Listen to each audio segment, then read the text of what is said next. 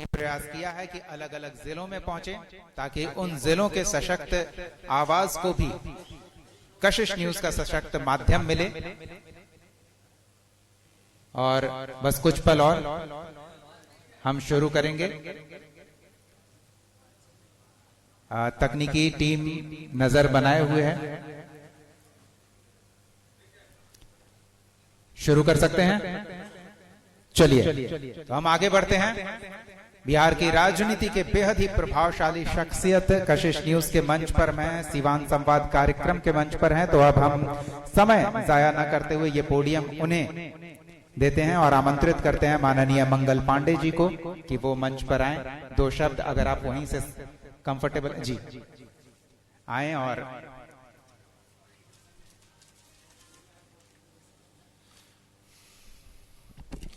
आज कशिश न्यूज के द्वारा सिवान में आयोजित इस संवाद कार्यक्रम में हम सब लोगों के बीच उपस्थित बिहार सरकार के माननीय मंत्री प्रमोद चंद्रवंशी जी, संपादक श्री अनुराग ठाकुर जी, हेड प्रोड्यूसर नवनीत सिंह जी, यहाँ उपस्थित वरिष्ठ पत्रकार राजीव रंजन जी, सिवान के श्री निरंजन कुमार जी, यहाँ इस सभागार में उपस्थित भारतीय जनता पार्टी के जिला के अध्यक्ष राहुल तिवारी जी, महाराजगंज के सिवान पूर्वी के अध्यक्ष रंजीत प्रसाद जी, जदयू के जिला के अध्यक्ष भाई जीसू जी, भारतीय जनता पार्टी के प्रदेश के मंत्री श्री मुकेश कुमार बंटी जी, पूर्व जिलाध्यक्ष संजय पांडे जी, लोजपा के अध्यक्ष भाई महादेव पासवान जी, यहाँ उपस्थित पूर्व जिलाध्यक्ष श्री अभिमन्यु सिंह जी एवं इस सभागार में उपस्थित सभी वरिष्ठ समाज सेवी, राजनीतिक कार्यकर्तागण और कशिश न्यूज से जुड़े हुए विशेष करके कशिश न्यूज के सभी कर्मी, पत्रकार और पट्टा से चल के आए हुए मीडिया टीम के सभी साथी, आप सभी लोगों का सबसे पहले कशिश न्यूज की पूरी टीम का सिवान की धरती पर सिवान के विधायक के नाते आपका हृदय से स्वागत और अभिनंदन करता हूं। आपको इस बात के लिए आभार व्यक्त करना चाहता हूं कि आपने जो सोचा कि पट्टा से बाहर निकल के विभिन्न कॉन्क्लेव का आयोजन करेंगे और उसमें सिवान को आपने चुना है, इसके लिए भी आपको धन्यवाद देना चाहता हूं। ये डॉक्टर राजेंद्र प्रसाद जी जो देश के हमारे प्रथम राष्ट्रपति रहे, उनकी भूमि है और उस भूमि को आपने चयनित किया अपने इस कार्यक्रम के लिए, इसके लिए भी धन्यवाद। और सदैव समाज जो होता है संवाद से आगे बढ़ता है और समाज में किसी भी प्रकार के विषय को लेके हमको आगे जाना हो, चाहे वो सामाजिक विषय हो, राजनीतिक विषय हो, सांस्कृतिक विषय हो, विकास का विषय हो, उत्थान का विषय हो, शिक्षा का विषय हो, किसी भी क्षेत्र में हमको जाके काम करना हो तो संवाद ही वो माध्यम होता है जिसके माध्यम से हम हर क्षेत्र के बारे में जानकारी प्राप्त भी करते हैं और जानकारी प्रेषित भी करते हैं। और कशिश न्यूज को मैं धन्यवाद देना चाहता हूं कि आज आपने हमारे माननीय मंत्री को बुला के किस प्रकार की जानकारी आपने प्राप्त की 2 विभागों के बारे में, ये संवाद ही है। और फिर आपके चैनल के माध्यम से वो संवाद जनता तक जाएगा जिससे जनता बहुत लाभान्वित होगी। और ऐसे ही अन्य कई विषयों पे आज आपका चर्चा लोगों को बहुत लाभ पहुंचाएगा इस कार्यक्रम के माध्यम से। मैं जरूर आज आपके इस कॉन्क्लेव में कहना चाहता हूं कि सिवान की जनता के आशीर्वाद से, बिहार की जनता के आशीर्वाद से आज बिहार में एनडीए की सरकार चल रही है। आज बिहार और देश की जनता के आशीर्वाद से दिल्ली में भी एनडीए की सरकार चल रही है और हमारे आदरणीय प्रधानमंत्री नरेंद्र मोदी जी और माननीय मुख्यमंत्री श्री सम्राट चौधरी जी के नेतृत्व में बहुत तेजी से विकास के सारे काम हो रहे हैं। हमारे पूर्व मुख्यमंत्री आदरणीय श्री नीतीश कुमार जी, जिनके नेतृत्व में 2 दशक तक बिहार ने संघर्ष करते हुए अपने कदम आगे बढ़ाए और विकास के मानकों को स्थापित किया, ऐसे नेतृत्व के साथ आज बिहार देश आगे बढ़ रहा है और सीवान भी आगे बढ़ रहा है। आज जिस सीवान शहर में आप हैं, इस सीवान शहर के भी विकास की बहुत सारी योजनाएं आगे जमीन पर दिखाई पड़ेंगी, जिसमें एक बहुत महत्वपूर्ण योजना सीवरेज ट्रीटमेंट प्लांट का है, एसटीपी का, और एसटीपी की योजना स्वीकृत हो गई है, कार्य आवंटित हो गया है और बहुत शीघ्र, अभी बरसात का समय है, हम उसके बाद शीघ्र देखेंगे कि इस शहर में एसटीपी का काम शुरू हो जाएगा। इस शहर का और जिले का एक बहुत पुराना डिमांड था। अभी हम लोग जिस सभागार के पास उपस्थित हैं, यहीं के बगल में एक सिसवन ढाला है, मतलब रेलवे गुमटी को भोजपुरी में ढाला बोलते। तो रेलवे गुमटी के ऊपर ओवरब्रिज बने, चूंकि जाम लग जाता था, और एक सीवान के दक्षिण का भाग जो है बहुत बड़े भूभाग को मुख्यालय से वो सड़क जोड़ता है। तो आदरणीय नीतीश कुमार जी के समय ही इस योजना की स्वीकृति हमने मंत्री के रूप में दिलवाई और फिर उनसे ही इसका शिलान्यास भी करवाया। और आज वो जब पुल बन रहा है, आगे जब बन के तैयार हो जाएगा, तो सीवान की जनता को और सीवान जिले के जो दक्षिणी हिस्से के लोग हैं, जो सिसवन रोड, सिसवन गुमटी से होके जाते हैं, उनको बहुत लाभ मिलेगा। उसी प्रकार हर बड़े शहर या जिला मुख्यालय की एक समस्या रहती है सड़क जाम की। सीवान का भी समस्या है। उस सड़क जाम से निजात दिलाने के लिए मैं जब स्वयं पथ मंत्री कुछ महीनों के लिए था, तो उस वक्त मैंने सीवान बाईपास की स्वीकृति कराई। उस समय में माननीय नीतीश कुमार जी से उसकी स्वीकृति कराई और आज मुझे उसकी भी प्रसन्नता है कि वो भी कार्य बहुत तेजी से 14 किलोमीटर का वो सड़क और 14 किलोमीटर का वो सड़क बहुत तेजी के साथ आज निर्माण कार्य हो रहा है। वो भी जब हो जाएगा तो आज शहर के अंदर से आके कई लोगों को जाना पड़ता है सीवान के पश्चिम की ओर, फिर सीवान शहर में नहीं आना पड़ेगा, सीवान से बाहर ही बाहर वो सीधा सीवान से पश्चिम की ओर चले जाएंगे। राम जानकी पथ भारत सरकार की बहुत महत्वपूर्ण योजना है और इस राम जानकी पथ का महत्व हम सब लोग जानते हैं कि अयोध्या से लेकर सीतामढ़ी तक को जोड़ने का यह सड़क का निर्माण कार्य चल रहा है। और श्री नीतीश कुमार जी और श्री सम्राट चौधरी जी जब मुख्यमंत्री और उप मुख्यमंत्री थे, उसी समय सरकारी पैसे से करीब 1000 करोड़ रुपए से अधिक की राशि खर्च करके माँ सीता, माँ जानकी के मंदिर के निर्माण का निर्णय सीतामढ़ी में लिया गया और आदरणीय गृह मंत्री श्री अमित शाह जी ने आके उसका शिलान्यास किया और आज उस मंदिर के निर्माण का काम शुरू हो रहा है। तो ये जो महत्वपूर्ण सड़क, उस महत्वपूर्ण सड़क को जो अयोध्या को सीतामढ़ी से जोड़ेगी, उस सड़क का बहुत बड़ा भाग इस जिले से होके गुजरने वाला है। उसका भी काम प्रारंभ हो गया है, जो सीवान विधानसभा को भी टच करेगा। उसी प्रकार से इस शहर के अंदर बहुत बचपन से हम लोग एक अस्पताल देखा करते थे जिसका नाम सदर अस्पताल होता था और पूरे राज्य के अंदर कई जिलों में ऐसा था। तो स्वास्थ्य मंत्री के रूप में मुझे भी लगता था कि मेरे जिले का अस्पताल आधुनिक होना चाहिए और जो भी आधुनिक सुविधाएं हैं उन आधुनिक सुविधाओं से लैस होना चाहिए। वहां बेड अच्छे होने चाहिए, भवन अच्छा होना चाहिए, फर्श अच्छा होना चाहिए, वहां की व्यवस्थाएं अच्छी होनी चाहिए, दवाइयां उपलब्ध होनी चाहिए।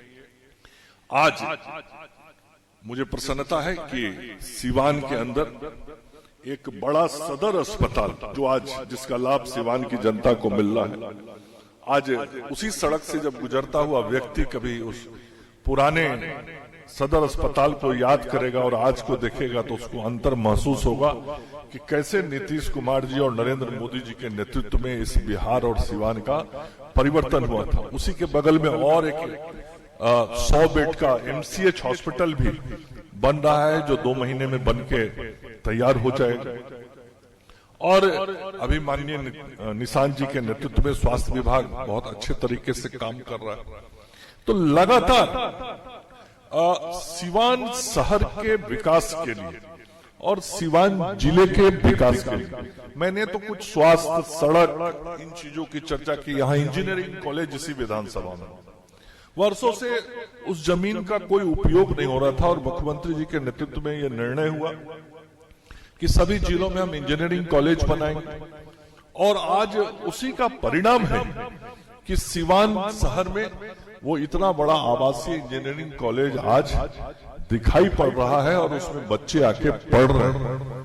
पहले इस राज्य के अंदर तकनीकी पढ़ाई के लिए जैसे ही परिवार का कोई अभिभावक कुछ सोचता था तो उसके दिमाग में यही आता था कि दिल्ली भेजूं कि मुंबई की कर्नाटक, कहां बाहर भेजें और किस कॉलेज में एडमिशन होगा। लेकिन आज इंजीनियरिंग हो या मेडिकल, सब चीजों की पढ़ाई आज बिहार में हो रही है। सिवान में भी मैरवा में मेडिकल कॉलेज बहुत तेजी से बन रहा है। स्वास्थ्य मंत्री रहते हुए मैंने उस मेडिकल कॉलेज की शुरुआत की, उसकी आधारशिला रखी, उसका शिलान्यास रखा और फिर लगातार मॉनिटरिंग करके उसको आगे बढ़ाने का काम हमने किया। तो लगातार जो प्रयास हुए माननीय प्रधानमंत्री जी के द्वारा, माननीय पूर्व मुख्यमंत्री जी के द्वारा, अभी जो वर्तमान मुख्यमंत्री जी के द्वारा हो रहा है, इसका स्वरूप ये दिख रहा है कि आज देश आगे बढ़ रहा है। आज बिहार में पूंजी निवेश भी बहुत तेजी से हो रहा है। आप देख रहे होंगे अब कई उद्योगपति आ रहे हैं, उद्योगपतियों ने अपना प्रस्ताव दिया है, कुछ ने MOU साइन कर लिया, कुछ ने अब काम भी प्रारंभ करना शुरू किया है। तो एक प्रकार से बिहार में कैसे उद्योग धंधे खुले और उन उद्योग धंधों में नौजवानों को रोजगार और व्यवसाय मिले, इसका काम बिहार की सरकार कर रही है। और आदरणीय नीतीश कुमार जी के नेतृत्व में जब हम सब लोगों ने चुनाव लड़ा था, हम लोगों ने बिहार की जनता को यह वायदा किया था नौजवानों को कि हम 1 करोड़ नौजवानों को नौकरी और रोजगार देने का काम करेंगे। और जो हमने संकल्प लिया था कि 1 करोड़ लोगों को नौकरी और रोजगार देने का काम शुरू करेंगे, आप देख रहे होंगे कि विभिन्न विभागों के माध्यम से सरकारी नौकरियों के भी विज्ञापन निकलने शुरू हो गए हैं।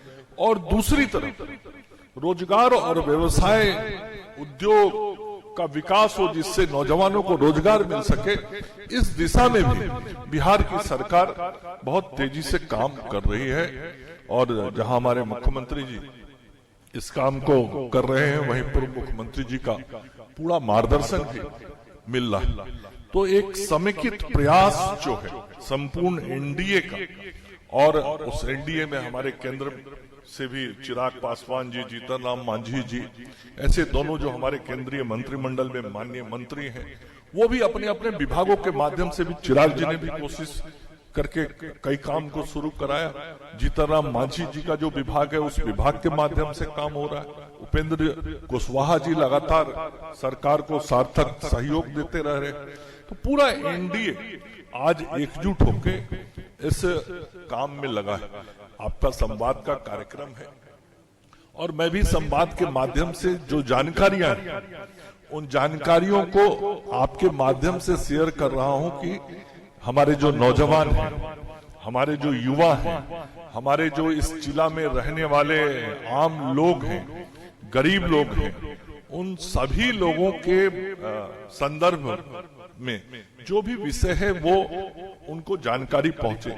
जैसे आज जिस तेज गति से प्रधानमंत्री आवास बनाने का काम शुरू हुआ है, तो उसका लाभ हमारे राज्य के करीब कमजोर लोगों को मिल रहा है।